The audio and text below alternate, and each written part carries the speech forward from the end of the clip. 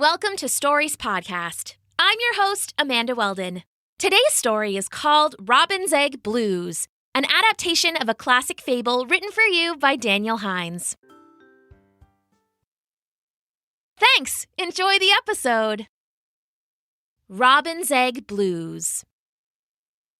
Once upon a time, a grumpy old tortoise was walking through the forest. He moved slowly, even for a tortoise, and his shell was as big as a boulder. All tortoises of a certain age are craggy and knobbly and grumpy-looking, but this tortoise put them to shame. His body was so craggy it looked like a crumbling cliff. His shell had more knobs than a front door factory, and his face was so grumpy it would turn milk sour. Like most grumpy folks, he didn't seem to care much for the world around him, except when he wanted to take it down a peg. Spring was blooming, flowers unfurling for the first time in long months, and that didn't sit well with the tortoise. Pretty things only got in his way. So, as he walked, one scaly claw at a time, he dragged his heavy shell through the low shrubs and flower patches. He'd slam down, flattening them back into the mud with a wet thump sound. His face may have looked sour and mean, but he almost smiled every time he smooshed a particularly beautiful bloom. What have we here? Is that a daffodil?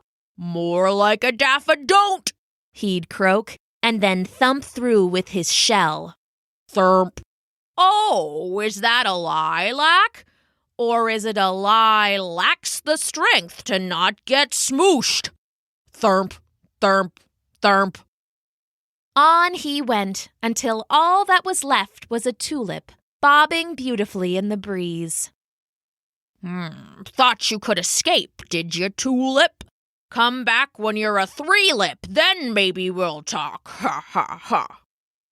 He waddled over, but before he could crush it, a bird swooped down and plucked the bloom.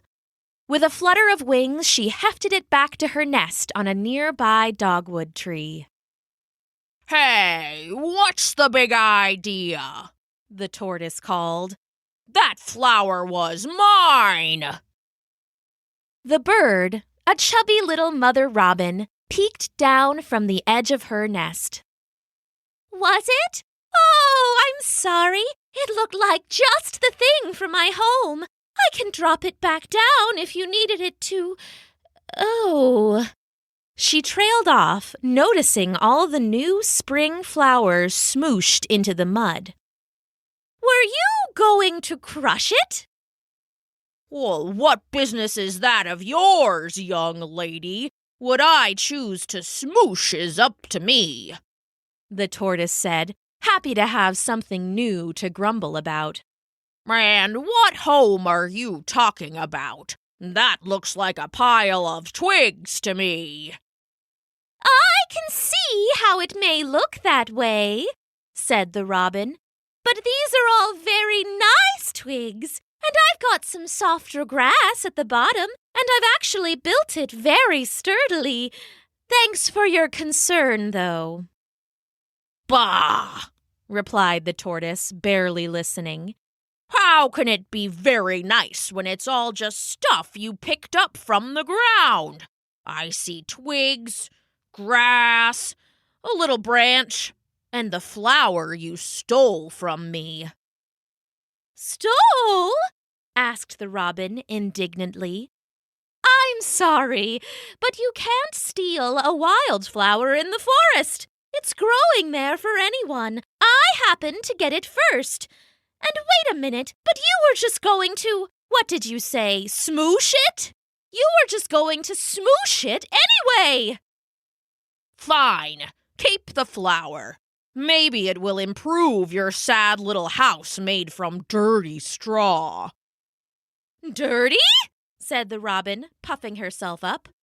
I'll have you know I picked each and every twig myself, and they were all quite clean, thank you.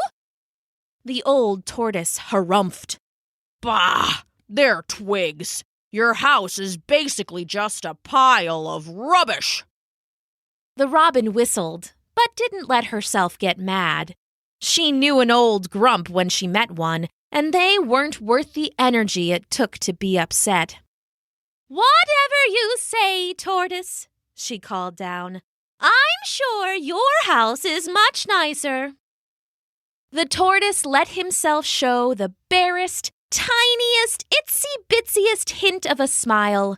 He turned slowly, displaying his hulking, craggy, knobbly shell. "I have the finest house in all the world, as a matter of fact. It's sturdy, clean, comfy, and best of all, I always have it with me." He pulled his arms and legs in close, and then slowly pulled his head into his great big shell. It disappeared inside. From deep within, his voice rang out, echoing smugly. "See? Well, I guess you can't see. Only room enough for me in here, just the way I like it. And hey, would you look at that? Not a dirty twig in sight." "That's good for you, but I happen to love my little house." The tortoise came back out of his shell, obviously annoyed. It's always the goal of grumpy people to make everyone around them feel just as grumpy, and he wasn't happy that the round mother robin was keeping her cool.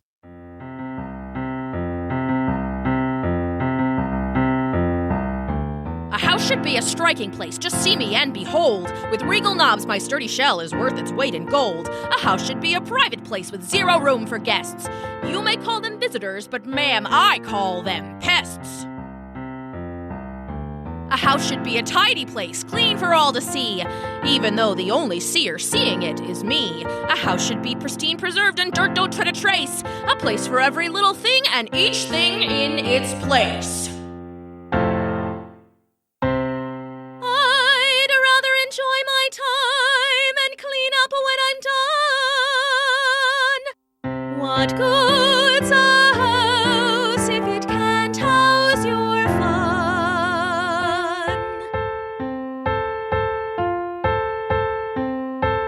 A house can be some woven twigs on a dancing dogwood tree, plain and clean or a wild scene, nest or shell ya see. I like mine with flowers bright and playful as a song. Just 'cause my house isn't yours, that doesn't make it wrong." Well, I disagree. A house should be a fortress where only you have the key. Better still, I'd have a moat and maybe a shark or three. If someone wants to visit, they can write a note in rhyme and then throw it in the garbage and try not to waste my time. A house should be a bunker with room only for you. And if your friends need shelter, then they should have thought it through. Of course, there's your first mistake to bother having friends. A house can only be at peace if nobody attends. Seems an awfully lonely way to live. A home needs more than a house has to give.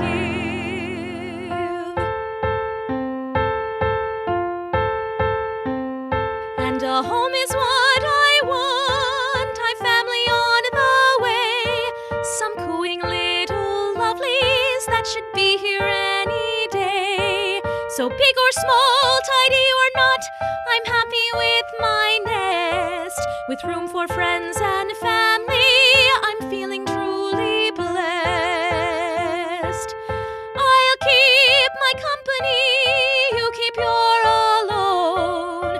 We both have a house, but I've made mine a home. I love my company, you love your alone.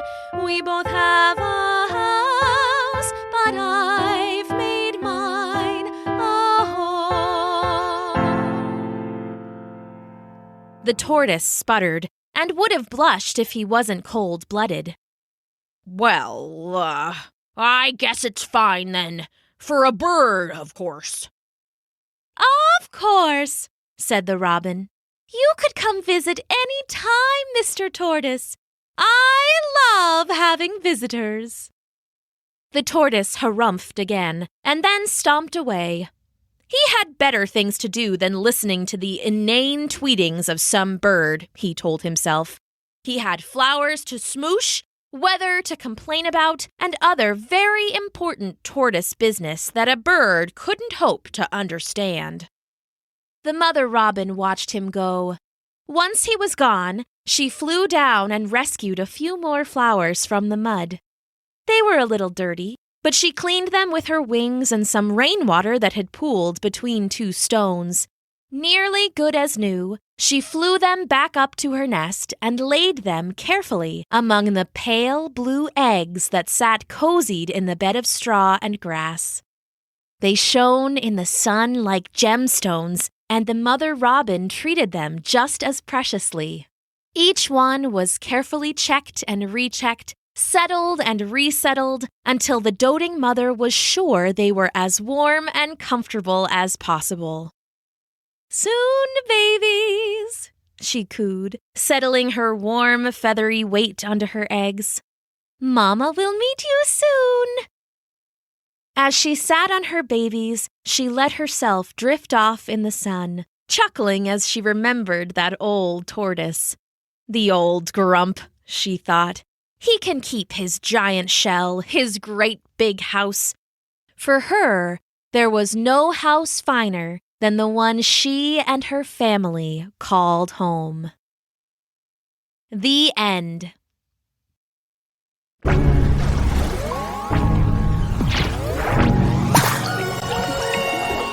Thanks for listening.